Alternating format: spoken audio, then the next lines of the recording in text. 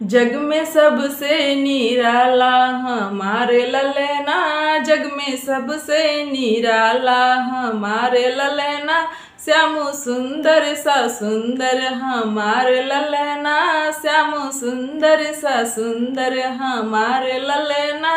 नाम रोशन करेगा हमारे ललना, नाम रोशन करेगा हमारे ललना। दादी और बाबा के झूले अंगना, अपनी दादी और बाबा के झूले अंगना, अपनी दादी और बाबा के झूले अंगना। ननद चुटकी बजाई के खेलावे ललना, हाय चुटकी बजाई के खेलावे ललना। कोरी मार के हंसावे ललना, हाय टिकोरी मार के हंसावे ललना। जग में सबसे निराला हमारे ललना, जग में सबसे निराला हमारे ललना।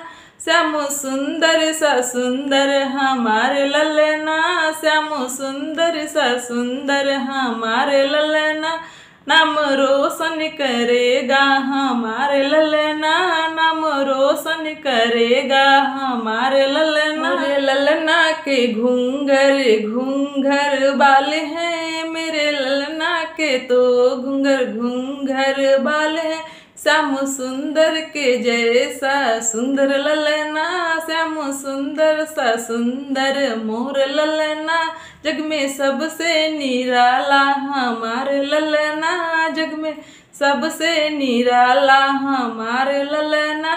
नाम रोशन करेगा हमारे ललना, नाम रोशन करेगा हमारे ललना। ललना के तो बड़ी बड़ी आँख है, काजल अखिया में सोहे। श्याम सुंदर जैसा काजल अखिया में सोहे, श्याम सुंदर जैसा। जग में सबसे निराला हमारे ललना, जग में सबसे निराला हमारे ललना। श्याम सुंदर सा सुंदर हमारे ललना, श्याम सुंदर सा सुंदर हमारे ललना। नाम रोशन करेगा हमारे ललना, नाम रोशन करेगा हमारे ललना। लल्ला का जन्म हुआ है, आज मेरे लल्ला का जन्म हुआ है। अरे बाजे बधाई हमारे अंगना, अरे बाजे बधाई हमारे अंगना। गाँव में हमारे अंगना, सखी सोहर गाँव में हमारे अंगना।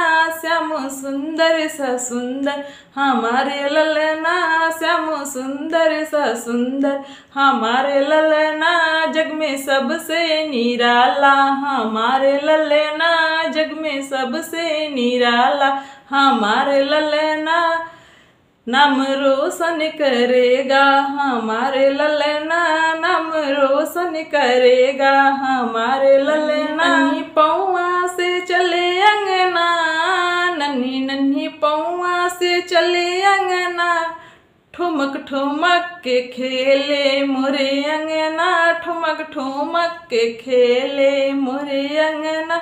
लाल कान्हा के जैसा खेले अंगना, लाल कान्हा के जैसा खेले अंगना।